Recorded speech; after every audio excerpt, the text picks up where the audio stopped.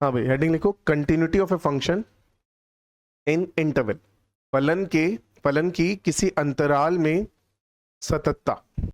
देखो अभी क्या बोलना चाह रहा था, अभी हमने इससे पहले के जितने सवाल करे उसमें हमने सब में एक फंक्शन दिया, फंक्शन के साथ में x की एक वैल्यू दी और उस वैल्यू पे हमको चेक करके बता दिया कि हमने बता दिया कि वो उस पॉइंट पर, जैसे यहाँ पर हमने पिछले सवाल में करा कि x इक्वल टू π/2 -1 पर फंक्शन का या π/2 + 1 पर फंक्शन का कंटिन्यूटी चेक करना है। तो हमने सिर्फ उस एक पॉइंट पर कंटिन्यूटी चेक करी और उसके अलावा हमको किसी पॉइंट से मतलब नहीं है कि फंक्शन कंटिन्यूअस है या डिसकंटिन्यूअस है। ठीक बात।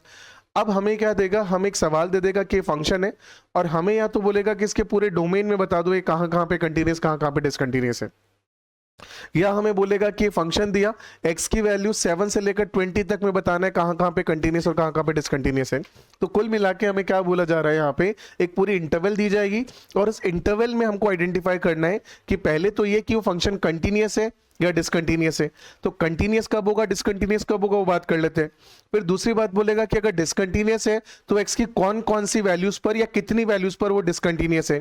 तो पहला केस तो सिर्फ ये बता रहा है कंटिन्यूअस है डिसकंटिन्यूअस, दूसरा बता रहा है डिसकंटिन्यूअस भी है तो इस इंटरवल में कहां कहां पर वो डिसकंटिन्यूअस है, कितने पॉइंट्स पर वो डिसकंटिन्यूअस जा रहा होगा। बात समझ आ गया।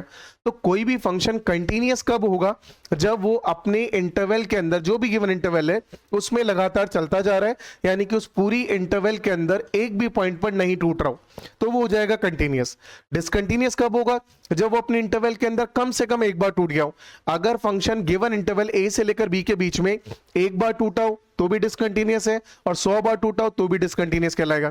कंटिन्यूअस केवल कब होगा, जब वो एक बार भी ब्रेक नहीं हो रहा, वो कंटिन्यूअस चलता जा रहा है। तो ये तो हो गया कंटिन्यूटी और डिसकंटिन्यूटी। फिर बोलेगा कि अगर डिसकंटिन्यूअस है तो एक्स की कौन कौन सी वैल्यूज पर या कितनी वैल्यूज पर डिसकंटिन्यूटी की बात कर रहा होगा। बात समझ आया। अब इसमें भी दो तरह की इंटरवल होती है। दो तरह की इंटरवल कौन सी, एक ओपन इंटरवल और एक क्लोज इंटरवल। दोनों में क्या फर्क जाता है एक बार समझ लेते हैं। जैसे माना हमारे पास यहाँ पे y एक्सिस x एक्सिस ऐसा दे रखा है और हमें किसी x की वैल्यू a से लेकर किसी वैल्यू b तक की बात हो रही है। अब ये ग्राफ यहाँ पे मान लेते हैं हम x इक्वल टू a वाली लाइन चल रही है, x इक्वल टू b वाली लाइन चल रही है। ग्राफ हमारा यहाँ से शुरू हुआ और ऐसे चला गया। अब अगर मैं इस ग्राफ को देख के बताऊं तो a से लेकर b तक ये फंक्शन कंटिन्यूअस होगा कि डिसकंटिन्यूअस होगा, कंटिन्यूअस। अब लेकिन अगर यहां पे बात कर रहा हूं कि इस पॉइंट पर एक ग्राफ ऐसा है और इस पॉइंट पर एक ग्राफ ऐसा जा रहा है, अब ये फंक्शन कंटिन्यूअस होगा कि डिसकंटिन्यूअस, ये डिपेंड करेगा कि मैं ओपन इंटरवल की बात कर रहा हूं कि क्लोज इंटरवल की बात कर रहा हूं। अब अगर मैं यहां पे a से लेकर b ओपन इंटरवल की बात करता हूं और एक बार मैं a से लेकर b तक क्लोज इंटरवल की बात करता हूं, तो जब ओपन इंटरवल की बात करता हूं तो हमको एंड पॉइंट से कोई लेना देना नहीं होता, हम सिर्फ उसके अंदर के पॉइंट्स देखते हैं। अब एंड पॉइंट को छोड़ दो तो अंदर ये फंक्शन कंटिन्यूअस जा रहा है कि डिसकंटिन्यूअस जा रहा है, कंटिन्यूअस। तो यहां पर ये a से लेकर b ओपन इंटरवल के लिए तो हो जाएगा कंटिन्यूअस यानी कि सतत। अब क्लोज इंटरवल की बात करूं तो क्लोज इंटरवल पे हमको अंदर वाली वैल्यू भी चेक करनी पड़ती है और एंड पॉइंट भी चेक करने पड़ते हैं। एंड पॉइंट की बात करता हूं तो यहां पे तो ये कंटिन्यूअस है b पर तो, लेकिन a पर क्या हो गया, डिसकंटिन्यूअस। तो ये फंक्शन ओवरऑल कंटिन्यूअस होगा कि डिसकंटिन्यूअस, ये हो जाएगा अपने पास डिसकंटिन्यूअस यानी कि असतत। क्या इसमें कोई कंफ्यूजन? तो दो तरह की इंटरवल आएगी, उसके हिसाब से हम लोग बताएंगे कंटिन्यूटी या डिसकंटिन्यूटी। दोनों में फर्क क्या है, ओपन के अंदर सिर्फ अंदर वाले पॉइंट चेक करने, क्लोज के अंदर अंदर वाले भी चेक करने, ये वाला भी चेक करना और ये वाला भी चेक करना है। बात समझ आ गया। अगर ये ग्राफ अपने पास ऐसा जा रहा होता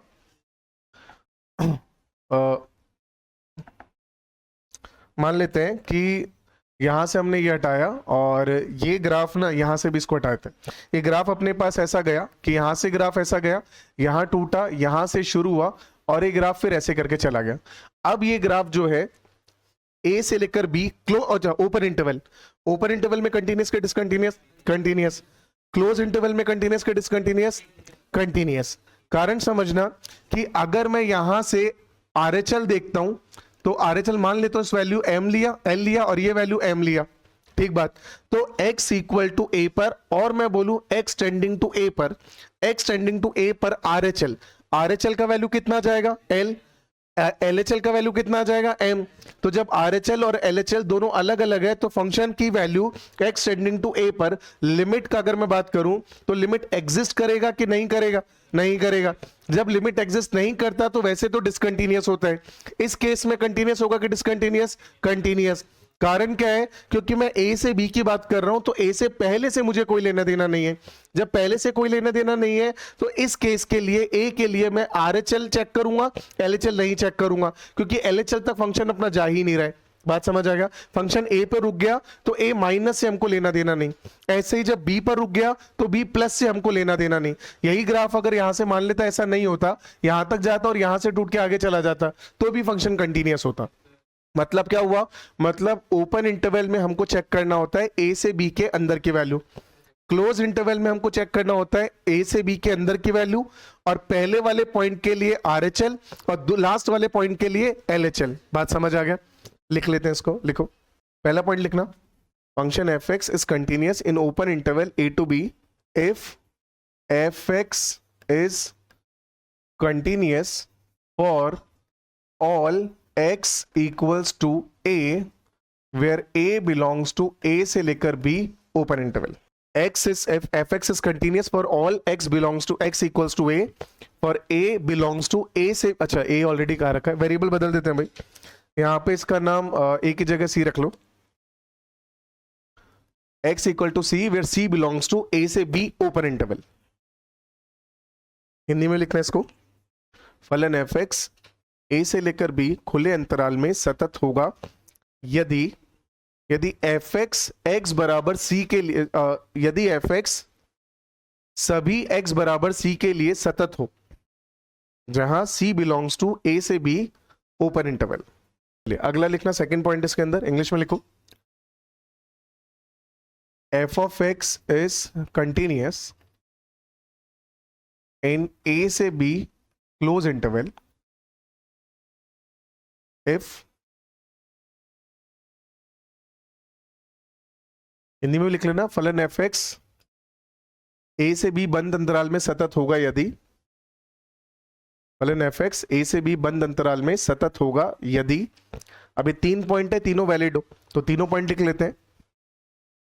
पहला पॉइंट एफ एक्स ए से बी खुले अंतराल में सतत है, बाकी दोनों पॉइंट ही आ गए।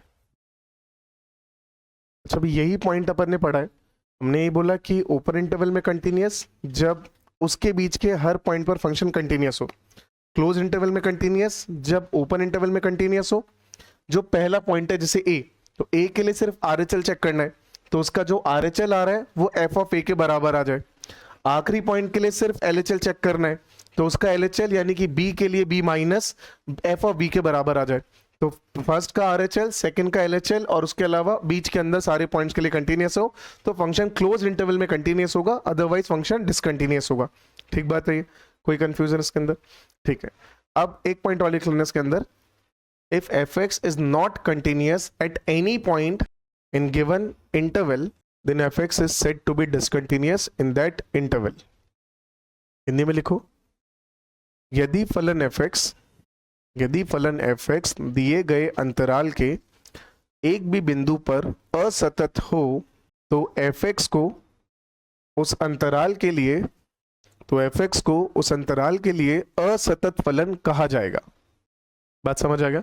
सिंपल सी बात बोल रहा है कि अगर पूरी इंटरवल में एक भी पॉइंट मिला जहां फंक्शन कंटिन्यूअस नहीं है, तो उस फंक्शन को उस पूरी इंटरवल में डिसकंटिन्यूअस बोला जाएगा। चाहे वो एक पॉइंट पे डिसकंटिन्यूअस हो, चाहे वो 10 पॉइंट पे डिसकंटिन्यूअस हो, वो बोला जाएगा कि गिवन इंटरवल में फंक्शन अपना डिसकंटिन्यूअस है। बात समझ आ रहा है? कोई कंफ्यूजन नहीं?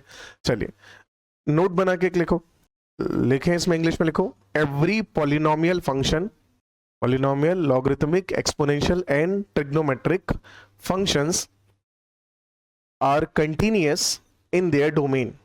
हिंदी में लिखो, सभी बहुपदीय फलन, लघुगुणकीय फलन, घातांकीय तथा त्रिकोणमितीय फलन अपने प्रांत में सतत होते हैं।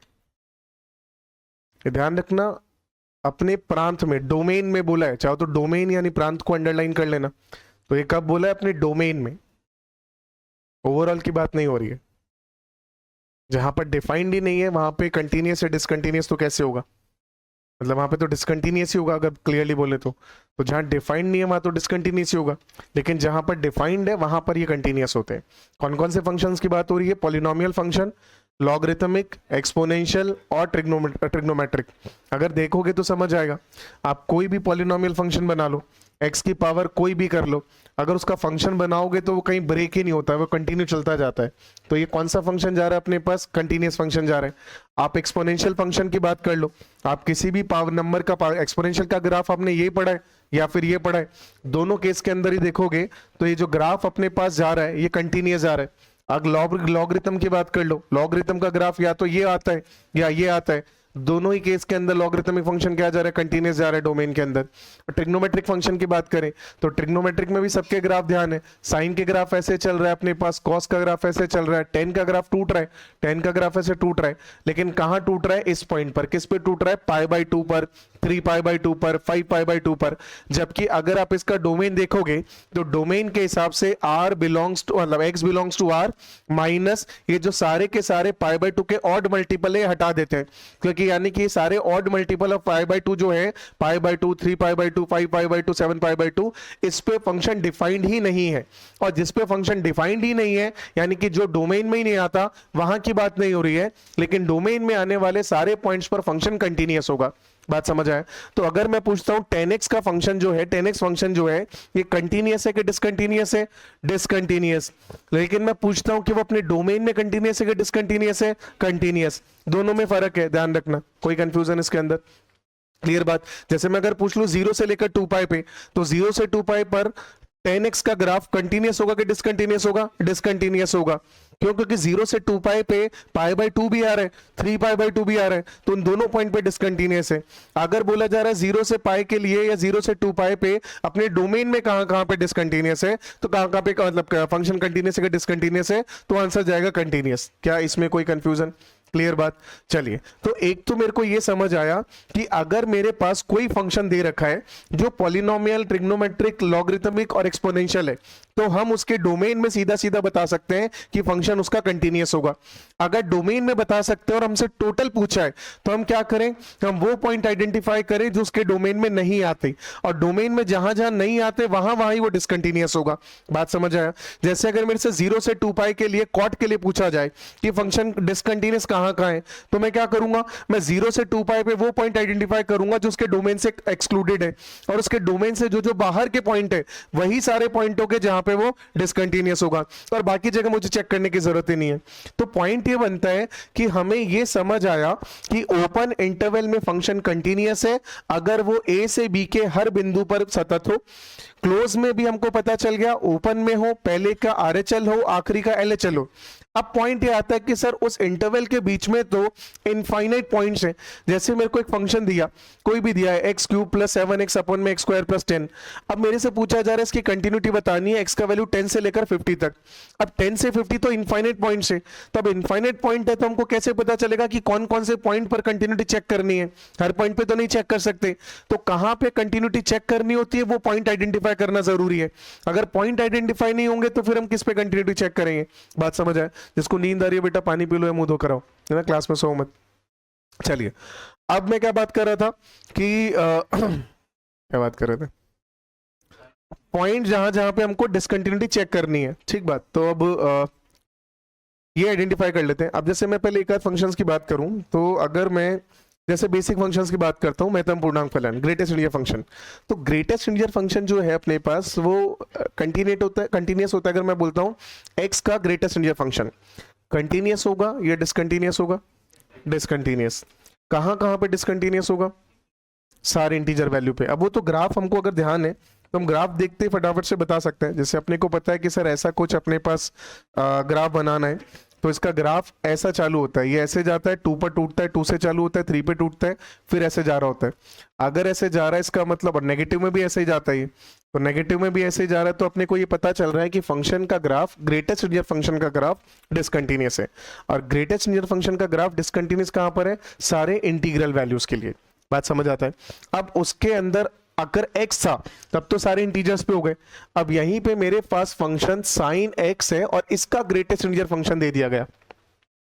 अब इसके लिए पूछा गया कि कहां कहां डिसकंटिन्यूअस होगा, तो साइन तो हमेशा कंटिन्यूअस है, तो साइन के हिसाब से तो हो गया कंटिन्यूअस। अब ग्रेटेस्ट इंटीजर फंक्शन के हिसाब से भी देखना पड़ेगा। अब ग्रेटेस्ट इंटीजर फंक्शन कब कब डिसकंटिन्यूअस होता है? इंटीजर पे।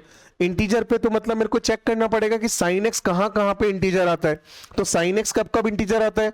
1, 0 और -1, यही तो बात है।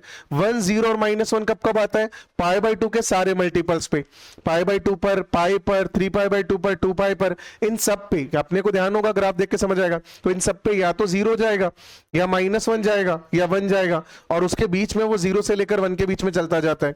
तो 0 से 1 के बीच में 3 इंटीजर है, 0 से -1 से 0, -1 से 1 के बीच में, -1 से 1 के बीच में 3 इंटीजर है, -1, 0 और 1।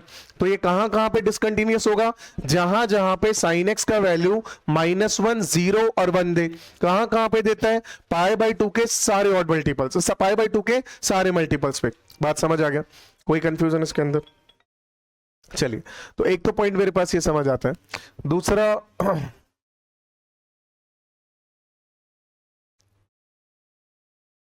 हाँ, ऐसे ही अगर मैं फ्रैक्शनल पार्ट फंक्शन की बात करता हूं कि अगर मेरे पास y equal to fractional part function of x है, ठीक बात, मुझे इसका चेक करना है ग्राफ। तो इसका ग्राफ याद हो तो ग्राफ ऐसे ही बनता है इसका।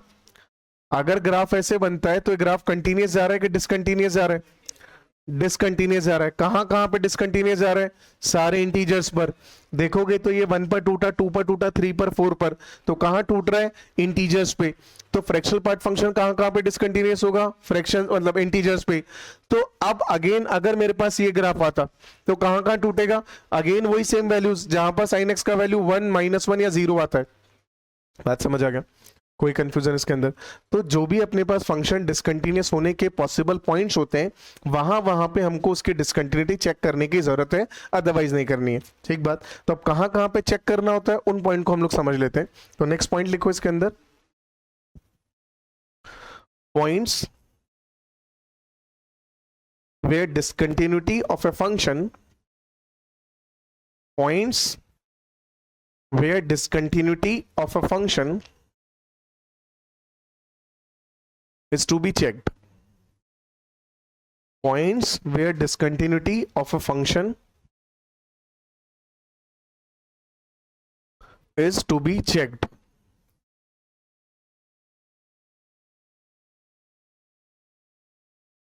इन्हें भी लिख लेना, बिंदु जहां फलन की असततता या फलन की सततता जांची जानी चाहिए। बिंदु जहां फलन की सततता जांची जानी चाहिए।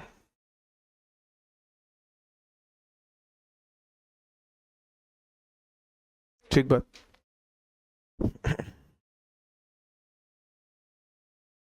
अब कहां कहां फंक्शन का कंटिन्यूटी या डिसकंटिन्यूटी चेक करना है वो हम लोग समझ लें। देखो, सबसे पहला तो ये कि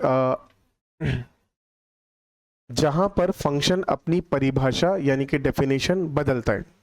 अब फंक्शन अपनी परिभाषा या डेफिनेशन कैसे बदलता है?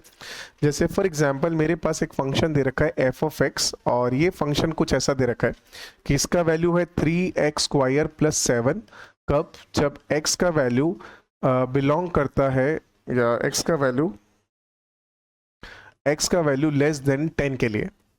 फिर अपने को दे रखा है x³ + 9। कब? जब x का value less than equals to 15 और ग्रेटर देन इक्वल्स टू 10 है। और sin x जब x का वैल्यू ग्रेटर देन 15 है। अब इस फंक्शन को आप देखोगे तो यहां तक अलग फंक्शन है, यहां पे अलग फंक्शन है, यहां पे अलग फंक्शन है। अब इन तीनों के अंदर से मतलब फंक्शन की डेफिनेशन कहां कहां बदल रही है वो चेक करनी है। तो 0 से 10 से छोटे तक ये फंक्शन जा रहा था, और 10 के इक्वल या ग्रेटर होते ही फंक्शन आ गया। मतलब फंक्शन ने 10 पर, x बराबर 10 पर अपनी परिभाषा बदल ली। पहले फंक्शन ऐसा परिभाषित था, अब ऐसा परिभाषित है। तो किस पर फंक्शन की डेफिनेशन बदली? 10 पर। सिमिलरली यहां से 10 से लेकर 15 तक अब ये ग्राफ चला, ये फंक्शन चला। जैसे x का वैल्यू 15 से बड़ा हुआ वो फंक्शन टूट के यहां चला गया, और फंक्शन का जो डेफिनेशन है दोबारा बदल के अब नया फंक्शन sin x की तरह काम करेगा। तो फंक्शन की परिभाषा दोबारा कब बदली? 15 पर। तो यहां पे फंक्शन की डेफिनेशन कहां कहां बदली? एक 10 पर और एक 15 पर। क्या ये बात समझ आ रहा है? तो हमको ही समझ आता है कि फंक्शन के लिए हम यही तो पॉइंट पढ़ रहे हैं अभी। हमने अभी लिखा कि कौन कौन से बिंदु है जहां पर फंक्शन की सततता यानी कंटिन्यूटी चेक की जानी चाहिए। तो कहां कहां चेक करें? उसमें पहला पॉइंट जाएगा वो सारे बिंदु जहां पर फंक्शन अपनी परिभाषा बदलता है। अब इसमें तो बदल रहा है, कई ऐसा सवाल होगा जिसमें डायरेक्टली नहीं भी बदलता। जैसे फॉर एग्जांपल मेरे पास एक फंक्शन दे रखा है f(x = mod of 3x + 7। अब ये फंक्शन है, अब ये कहां पे अपनी डेफिनेशन बदल रहा है, अब ये चेक करनी पड़ेगी कहां डेफिनेशन बदलता है भाई। इसका वैल्यू अपने पास क्या जाएगा, या तो 3x प्लस 7 जाएगा या -3x माइनस 7 जाएगा। क्यों भाई, क्योंकि मॉड x या तो x के साथ खुलता है या -x के साथ खुलता है, और वो कौन डिसाइड करता है, x का पॉजिटिव है नेगेटिव होना। अगर इसका वैल्यू 0 से बड़ा है, इसका वैल्यू 0 से बड़ा कब होगा, जब x का वैल्यू -7/3 से बड़ा हो। तो जब x का वैल्यू -7/3 से ग्रेटर इक्वल है तब तो ऐसा आएगा, और अगर x का वैल्यू -7/3 से छोटा है तो ग्राफ ऐसा बनेगा। बात समझ आए, तो फंक्शन ने अपनी परिभाषा कहां पे बदली, -7/3 पर, तो इसकी भी अपने को कंटिन्यूटी चेक करनी पड़ेगी। ऑल्दो मॉड वाला जो है वो कंटिन्यूस ही बनाता है, क्योंकि मॉड टूटता नहीं है, मॉड ऐसे आ रहा होता है और फिर ऐसे मुड़ जाता है, तो वो टूट नहीं रहा। ठीक बात, लेकिन डेफिनेशन अगर मतलब परिभाषा के हिसाब से जाएं तो यहां पर चेक करने वाला पॉइंट बन जाता है। क्या इसमें कोई कंफ्यूजन, दिक्कत नहीं? ठीक बात। तो हमने बात करा कि पॉइंट जहां पे फंक्शन एफ एक्स की कंटिन्यूटी चेक की जानी चाहिए, उसका पहला पॉइंट हम लिख रहे हैं, तो लिखो points, all the points where definition of f x changes. मतलब हमने लिखा कि पॉइंट जहां पे कंटिन्यूटी चेक हो, उसका पहला पॉइंट हम लिख रहे हैं, उस पहले पॉइंट में लिखो all the points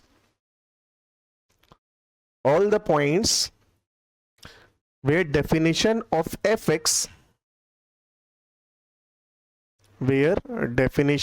fx changes। Hindi में भी लिख लेना, वे सभी बिंदु जहां फलन की परिभाषा बदलती हो, जहां फलन की परिभाषा बदलती हो, सभी बिंदु जहां फलन की परिभाषा बदलती हो। All the points where definition of f x changes, all the points where definition of f x changes. बात समझ आया, कोई भी इसमें कंफ्यूजन, दिक्कत नहीं, क्लियर बात समझ आ रही है? बढ़िया। तो एक तो कहानी अपने पास ये चली गई, ठीक है। अब दूसरा पॉइंट अपने पास जाता है,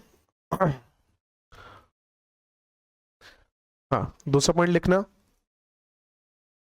eight end points, at end points, अंतिम बिंदुओं पर, और इसमें ब्रैकेट में लिख लेना for close interval, in case of close interval only, end points, END, end points, in case of close interval. ठीक है, हिंदी में लिख लेना अंतिम बिंदुओं पर, और उसके ब्रैकेट में लिख लेना बंद अंतराल के केस में, अंतिम बिंदुओं पर, और ब्रैकेट में लिखना बंद अंतराल के केस में। क्यों भाई, अगेन क्लोज इंटरवल में हमको फर्स्ट वाले का RHL और लास्ट वाले का LHL चेक करना है, तो हमको एंड पॉइंट पे चेक करना पड़ेगा, तो क्लोज इंटरवल के केस में हमको एंड पॉइंट पे भी चेक करना है।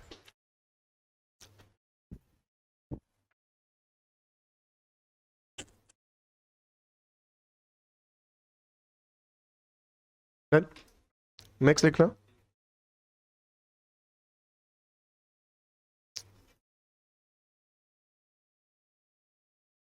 For fx equals to greatest integer function of gx or fractional part function of gx, for fx equals to greatest integer function of gx or fractional part function of gx,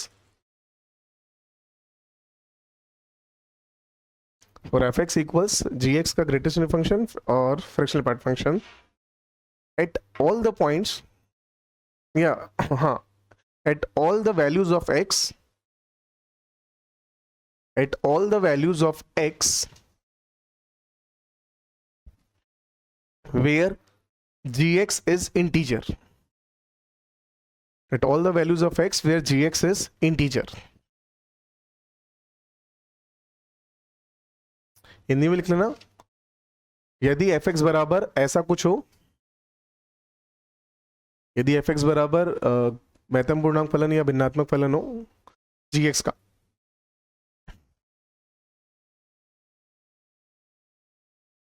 तो x के उन सभी मानों पर, तो x के उन सभी मानों पर जहां gx पूर्णांक संख्या हो,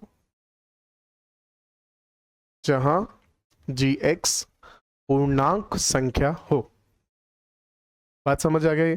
हमें क्या चेक करना है, इसके अंदर इंटीजर, इसके अंदर इंटीजर कौन आएगा, जी एक्स। एक्स के इंटीजर से मतलब नहीं है, जी एक्स के इंटीजर से मतलब है। तो एक्स की वो वैल्यूज जिसकी वजह से जी एक्स इंटीजर बन रहा है, उन सारी वैल्यूज पर हमको इसकी कंटिन्यूटी चेक करनी पड़ेगी, इसमें भी और इस केस में भी। ठीक बात।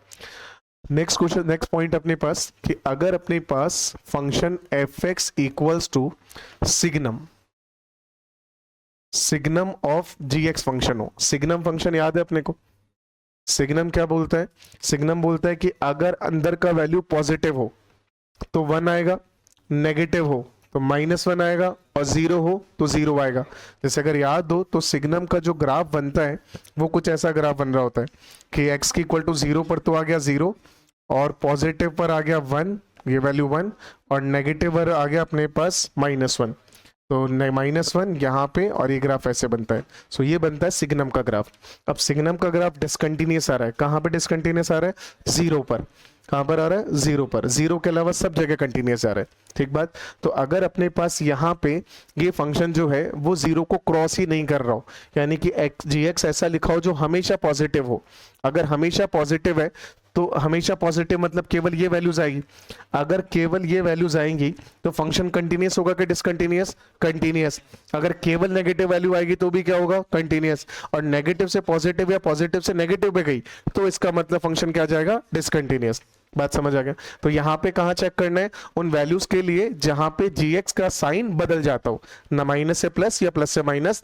और मैं बोलूं तो उन सारी वैल्यूज के लिए जहां पे इसका वैल्यू क्या जा रहा हो, 0। ठीक बात। लिखो इसके अंदर, और f x equal to signum of ji x, यदि एफ एक्स बराबर सिग्नम ऑफ जी एक्स हो,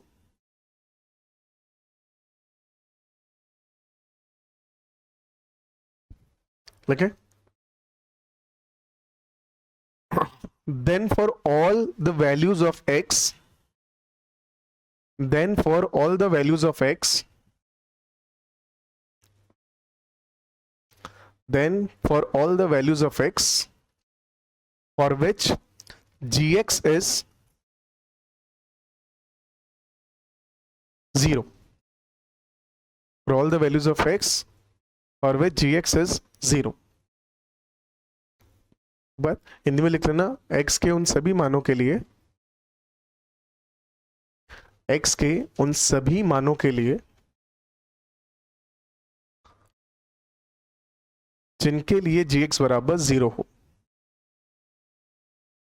जिनके लिए gx बराबर 0 हो।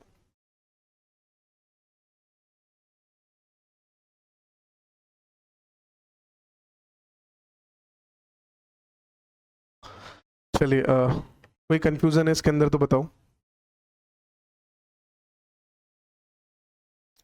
चलिए, अगला पॉइंट लिखेगा, मतलब समझ लेते हैं पहले एक बार। तो अगर अगला पॉइंट समझे तो ये जा रहा है कि अगर मेरे पास कंपोजिट फंक्शन हो, कंपोजिट फंक्शन कैसे काम करता है, तो अगर अपने पास फंक्शन जो है वो कुछ ऐसा है कि f के अंदर हमने दूसरा फंक्शन gx रखा, ऐसा है, और इस फंक्शन की कंटिन्यूटी हमको चेक करनी है। तो अब इसकी कंटिन्यूटी कैसे चेक होगी,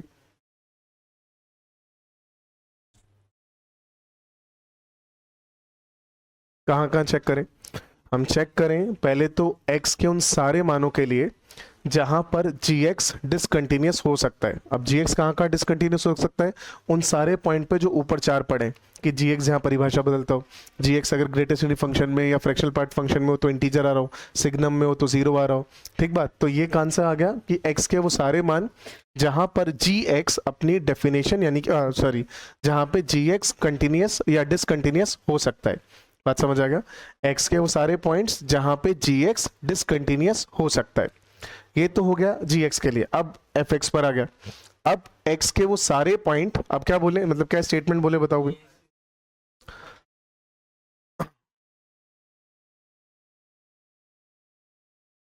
तो चेक तो x के लिए करना है, तो x के वो सारे पॉइंट जहां से g ऑफ x का वैल्यू f की डिसकंटिन्यूटी वाले पॉइंट क्रिएट कर रहा है। ठीक बात। ये वैल्यू जैसे f कहां कहां पे डिसकंटिन्यूअस है, माना f जो है वो c पर डिसकंटिन्यूअस है। अगर f c पर कंटिन्यूअस है तो x के वो सारे मान जहां पर gx का वैल्यू c आ रहा हो, ठीक बात। तो ऐसे जितने भी सी जा रहे हैं उन सब के लिए चेक करना पड़ेगा, यानी कि एफ के डिसकंटिन्यूटी के जितने पॉइंट्स हैं उन सब का वैल्यू जी एक्स के बराबर हो, उन सारे एक्स के लिए भी अपने को डिसकंटिन्यूटी चेक करनी पड़ेगी। क्या इसमें कोई कंफ्यूजन नहीं है? ठीक बात। चलिए लिखो, ये स्टेटमेंट लिख लेना। For f of g of x,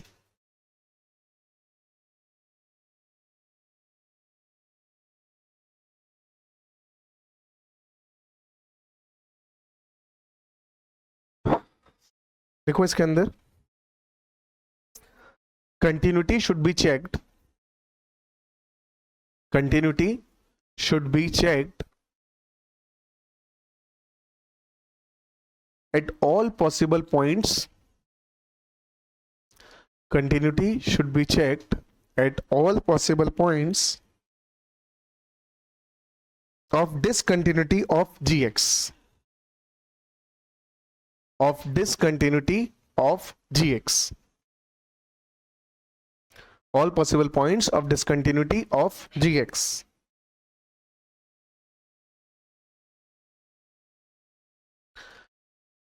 And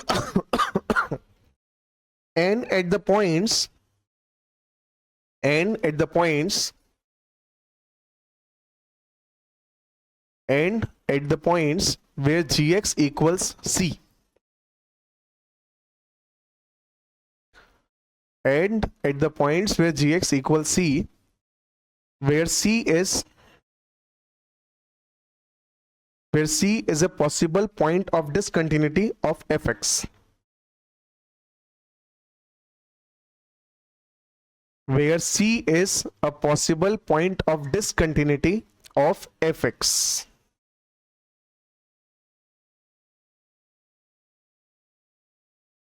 At all points of c where c is a possible point of discontinuity of fx.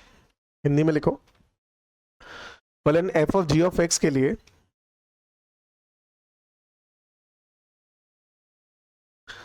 सततता की जांच, सततता की जांच x के उन सभी मानों के लिए की जानी चाहिए, x के उन सभी मानों के लिए की जानी चाहिए, x के उन सभी मानों के लिए की जानी चाहिए जहां gx असतत हो सकता है,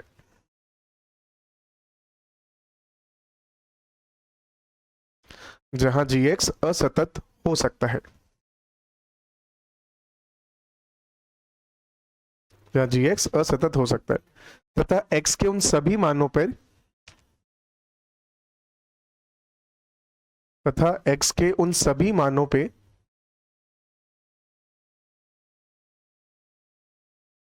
तथा x के उन सभी मानों पर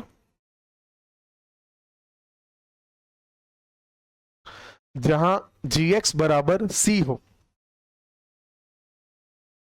तथा x के उन सभी मानों पर जहां gx बराबर c हो, जहां पे c, जहां पर c f की असततता के संभव बिंदु है, जहां पर c, जहां पर c f की असततता के संभव बिंदु है, जहां पर c f की असततता के संभव बिंदु है। ठीक बात। इसमें कोई कंफ्यूजन है किसी को? कंपोजिट फंक्शन वाला भी क्लियर है, बाकी सारे भी क्लियर है? ठीक बात है। तो मेजर मेजर पॉइंट आते हैं जहां पर फंक्शन का कंटिन्यूटी या डिसकंटिन्यूटी अपने को चेक करना है और वो अपने को बताना है कहाँ कहाँ पे पॉसिबल पॉइंट्स ऑफ डिसकंटिन्यूटी जाते हैं। ठीक बात। चलो सवाल एक आध करिए। पहले वाले सवाल की बात करें एफ एक्स की। एफ एक्स क्या जा रहा है, कंटिन्यूस के डिसकंटिन्यूस? एफ एक्स अपने को चेक करना है, सिर्फ पॉइंट कहाँ कहाँ पे चेक करना है पहले तो ये देख लेते हैं। बोर्ड पे देखना भाई। सबसे पहले तो हम फाइंड कर लेते हैं पॉसिबल पॉइंट ऑफ कंटिन्यूटी या possible points of discontinuity of f x. तो अगर यहां से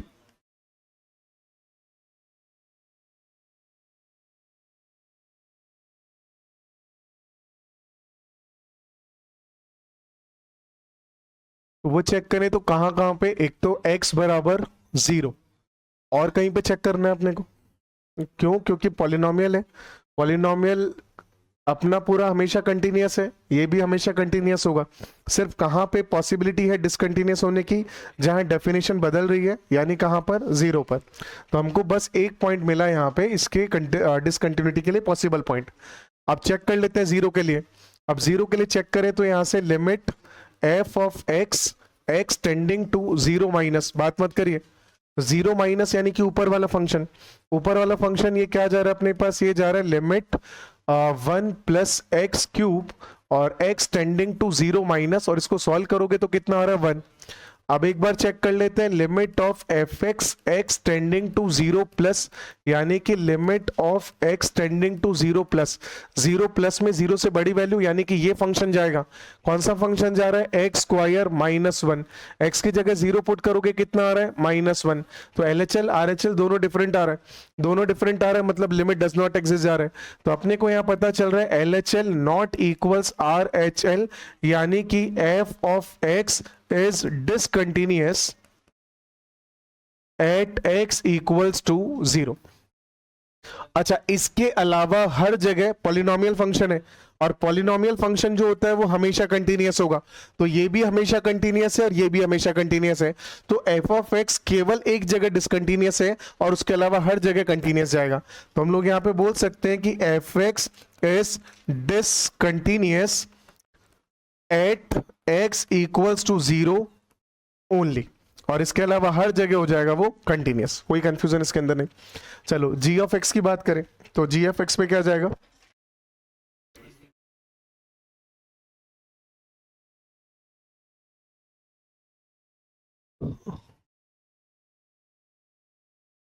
हाँ मैं सबसे पहले तो पॉइंट ऑफ डिसकंटिन्यूटी चेक करें। तो कहां पे पॉसिबल अपने पास है, डेफिनेशन जहां बदल रहा है, तो डेफिनेशन बदल रहा है तो एक बार x बराबर 0 के लिए चेक करें। अब 0 के लिए अगेन वही limit f of x, x tending to 0 minus, तो 0 माइनस मतलब limit x tending to 0 minus, 0 minus ये function which is x minus 1 power 1/3।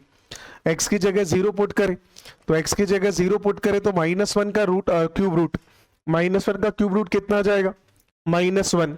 तो यहां से आ गया अपने पास -1। अब चेक कर लेते हैं limit of f of x, x tending to 0 plus, यानी कि limit x tending to 0 plus, 0 plus में ये फंक्शन काम करेगा which is x plus 1 to the power 1/2। x की जगह 0 पुट कर रहे हैं, 1 का रूट कर रहे हैं तो कितना जा रहा है 1, यानी कि यहां पे अपने को समझ आ रहा है कि LHL नॉट इक्वल्स RHL, यानी कि fx is discontinuous g axis, G axis यहां पे भी जी एक्सिस जाएगा सबसे। तो G axis discontinuous at X equals to 0। अच्छा, 0 के अलावा बाकी जगह पे फंक्शन कंटिन्यूअस जा रहा है कि डिसकंटिन्यूअस जा रहा है, कंटिन्यूअस जाएगा, क्योंकि 0 प्लस यानी कि 1 पॉजिटिव नंबर का रूट, पॉजिटिव नंबर का रूट हमेशा कंटिन्यूअस आएगा। यहां पे अगर 0 से छोटे की वैल्यू की बात कर रहे हैं तो -1 से छोटी वैल्यूज आ रही है, -1 से छोटी सारी वैल्यूज जो आएंगी उनका आप चाहे क्यूब रूट करो, हमेशा जो रिजल्ट आएगा वो कंटिन्यूअस ही जाएगा। नेगेटिव में जा रहा होगा, नेगेटिव का cube root will be negative only, तो वो नेगेटिव ही चल रहा है। तो ये भी नेगेटिव जा रहा है मतलब ये कंटिन्यूअस चल रहा होगा, तो ये भी कंटिन्यूअस है, ये भी कंटिन्यूअस है, तो फंक्शन केवल एक जगह पे डिसकंटिन्यूअस हुआ, 0 पर। बात समझ आया? कोई कंफ्यूजन इसके अंदर? जिसका नहीं हुआ था वो करेक्ट कर लीजिएगा।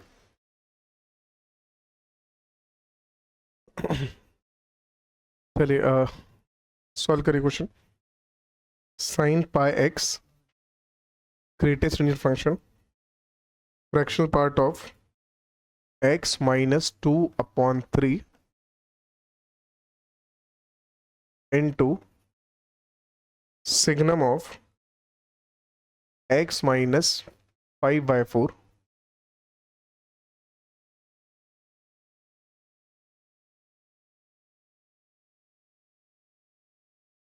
ठीक है।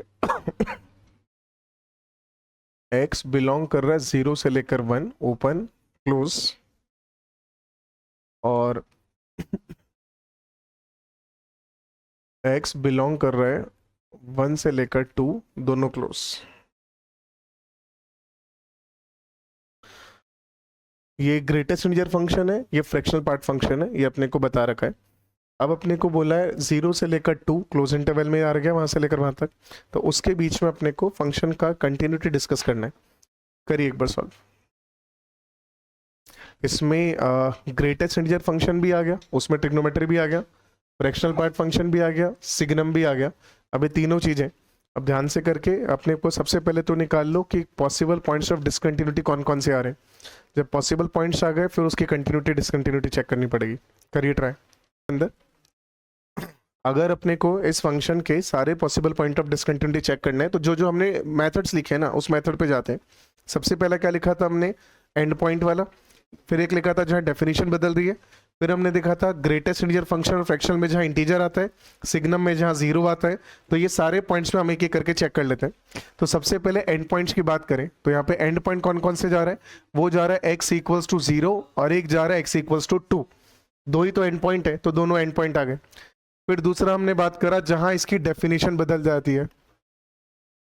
तो डेफिनेशन कहां पे इसका चेंज हो रहा है, 1 पर। 0 से 1 ये था और 1 से लेकर 2 तक ये फंक्शन जा रहा है। तो ये कहां चेंज हो रहा है, चेंज हो रहा है x इक्वल्स टू 1 पर। तो ये 3 पॉइंट तो अपने को एकदम सीधे आ रहे हैं। अब अपने को फर्दर चेक करना है अलग अलग के लिए। अब 3 चीजें बच गई, ग्रेटेस्ट इंटीजर, फ्रैक्शनल पार्ट और सिग्नम फंक्शन। इन तीनों के लिए चेक करें।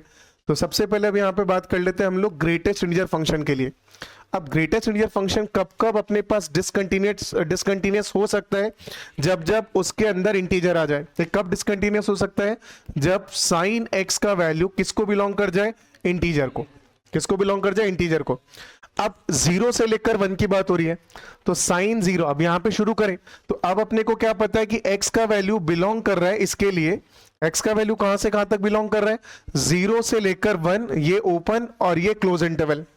अगर ऐसा होगा तो साइन x कहां से कहां तक जाएगा वो चेक करें। तो साइन कैसे जाएगा ग्राफ, मतलब x का वैल्यू अगर ऐसा जा रहा है, वापस से अगर ऐसा जा रहा है कि x का वैल्यू ये, तो पाई x का वैल्यू कहां से कहां तक जाएगा, दोनों को पाई से मल्टीप्लाई करें तो ये जाएगा 0 से लेकर पाई और ये अगेन ओपन इंटरवल। कोई दिक्कत इसके अंदर नहीं। अब 0 से पाई वाला साइन का ग्राफ अपन चेक कर लेते हैं। यहां मान लेते हैं 0 है, यहां पे मान लेते हैं पाई है। तो 0 से पाई का ग्राफ साइन का ऐसा ही बनेगा। अगर ऐसा ही बनेगा तो ये कहां कहां पे डिसकंटिन्यूअस होगा, एक तो पाई बाई 2 पर और एक पाई पर। लेकिन पाई पे डिसकंटिन्यूअस नहीं होगा। क्यों नहीं होगा, क्योंकि पाई के बाद तो वो आगे चला जाएगा। आरएचएल चेक करेंगे, आरएचएल कहां जा रहा है, जा ही नहीं रहा है। ध्यान से देखो भाई, 1 से लेकर 0 पे तो ये क्या देगा, 0। अब 0 से जब नीचे जाता तब -1 देता ना ग्रेटेस्ट इंटीजर फंक्शन, और ये 0 से नीचे जा ही नहीं रहा। 0 से नीचे कब जाता, जब साइन के साथ जो एंगल है वो पाई से बड़ा होता। अगर यहां पे ग्राफ ऐसे आता, अब इसका ग्रेटेस्ट फंक्शन ऐसे जाता ना, तो ये तो गया ही नहीं। गया ही नहीं तो ये यहां पर तो चेक ही नहीं करेंगे। क्यों, क्योंकि यहां पर ओपन इंटरवल चेक करना और यहां पे क्लोज इंटरवल चेक करना है। ध्यान से देख लो, अरे हाँ या ना। तो कहां कहां पे चेक होगा, सिर्फ एक पॉइंट पर। कहां पर, इस वाले पॉइंट पर। तो सिर्फ यहां पर पॉइंट डिसकंटिन्यूअस होगा, कहां पर, पाई बाई 2 पर। तो इसका मतलब अपने को यह समझ आ रहा है कि greatest integer function of sine x is discontinuous at x equals to ये वाला वैल्यू। तब x का वैल्यू क्या जा रहा है, पाई बाई 2, यही तो जा रहा है। इसका वैल्यू पाई बाई 2 आना चाहिए। किसका वैल्यू, पाई एक्स का वैल्यू। पाई एक्स का वैल्यू ये अपने पास आ गया when at pi x equals to pi by 2। और इसका मतलब x का वैल्यू कितना हो गया, 1/2। तो कहां पे चेक हो गया, x इक्वल्स टू 1/2 पर। इसके अलावा कहीं और चेक नहीं होगा। तो ये पॉइंट एक आ गया। अब अगला पॉइंट चेक करना है यहाँ पे fractional part function of x, भिन्नात्मक फलन। अब इसके लिए चेक करें, ये कब कब होता है, जब अंदर वाली पार्ट इंटीजर आए। कब होगा, जब x -2/3 किसको बिलोंग करे, इंटीजर को। अब इसके लिए इंटीजर चेक करें। अब यहां से x कहां से कहां तक है, सवाल के हिसाब से x का वैल्यू है 1 से लेकर 2 तक और दोनों में क्लोज फंक्शन जा रहा है, क्लोज इंटरवल जा रही है। अगर x यहां से यहां तक जा रहा है तो x -2/3 कहां से कहां तक जाएगा। अब दोनों में 2/3 माइनस कर दो, 1 में भी और 2 में भी।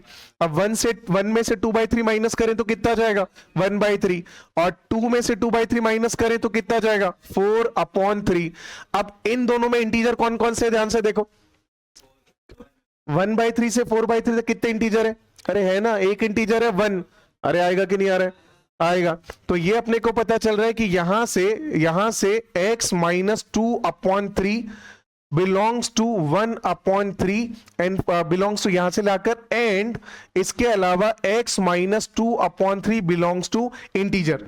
ये जा रहा है, दोनों कब होगा? दोनों होगा f x माइनस 2/3 कितना आ जाए 1। कोई कंफ्यूजन इसके अंदर? अच्छा, x माइनस 2/3 1 कब आएगा? जब x का वैल्यू 1 प्लस 2/3 जाए और ये कितना आ गया 5/3। बात समझ आ गया? तो एक पॉइंट अपने को यहां से और मिल गया, इसमें कोई कंफ्यूजन? x का वैल्यू मिल गया 1/2, एक मिल गया 5/3। अब अपने पास में कितने पॉइंट आ गए? यहां से 1 2 3 और अपने पास 4 5। अब बच गया सिग्नम। अब सिग्नम पे भी तो जाना है, अब यहां पे आ जाते हैं।